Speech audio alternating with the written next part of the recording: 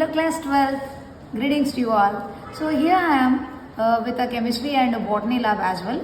So one of my students, they have performed this chromatography experiment and this is a result paper. So here we can see the disappearance or the appearance of the colors here.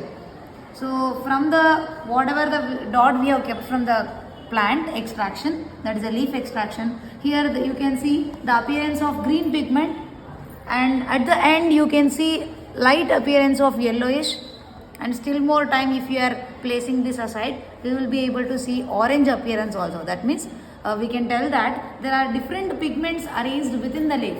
So generally we know that only chlorophyll is a pigment which is responsible for the green color of the leaf.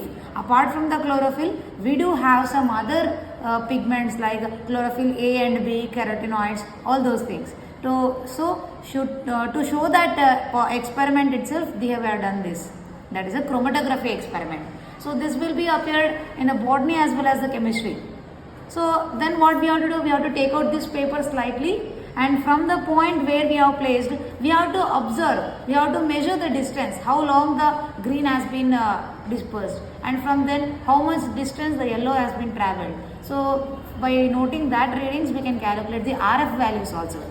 So this is a simple experiment to know that different pigments are also present in the leaf extraction. So here we have used Tecoma leaf. So instead of Tecoma, we can also use hibiscus leaves, or some other plant leaves also can be used. So not only the leaves, we can also use the flowers. So generally we know that hibiscus, if you take, it's only red in color. So apart from the red, we do also have some other pigments present in that.